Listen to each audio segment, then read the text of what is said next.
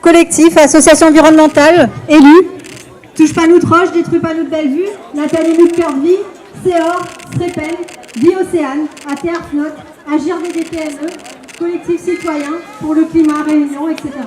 Une union qui est née d'une volonté commune d'action suite au dernier avis très critique du Conseil national de protection de la nature qui alerte une nouvelle fois sur le désastre humain et écologique qui se profile si on persiste à vouloir finir en digue sur le tronçon Grande Chaloupe, possession de la NRL.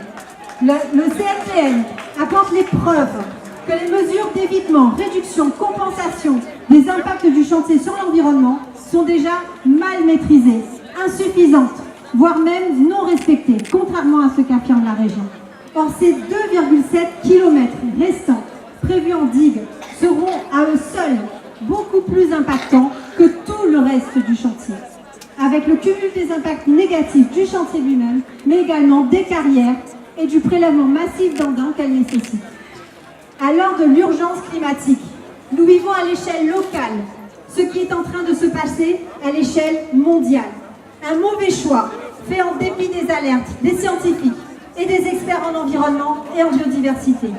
Haute autorité environnementale, Conseil général de l'environnement et du développement durable, CSRPN, Conseil scientifique régional du patrimoine naturel, Conseil national de protection de la nature, tous ont alerté dès 2011 sur le fait que le choix d'une digue sur ce dernier tronçon est la variante la plus impactante sur l'environnement. Un mauvais choix fait pour des intérêts particuliers, multinationales, lobbies, bien loin de notre intérêt général. Le préfet, la région, le groupement NRL, tous ces politiques, technocrates, administratifs, ne sont pas des experts en biodiversité. Et quand on réalise un chantier aussi conséquent et impactant que la NRL, il est du devoir de ces décideurs de prendre en compte l'avis de ces experts et spécialistes sur ces points vitaux. Parce que c'est bien de vie dont il est question là. C'est de vie dont on parle. De la vie des espèces protégées, mais aussi la nôtre et celle de nos enfants. Et c'est à nous de rappeler à ces décideurs qu'ils n'ont pas le droit de jouer avec ces vies, avec nos vies.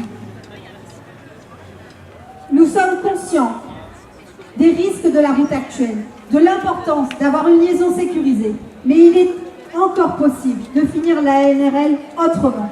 Ils n'ont pas le droit de sacrifier notre patrimoine naturel pour les intérêts à court terme de quelques lobbies et nantis, alors que des solutions alternatives existent pour un véritable intérêt général.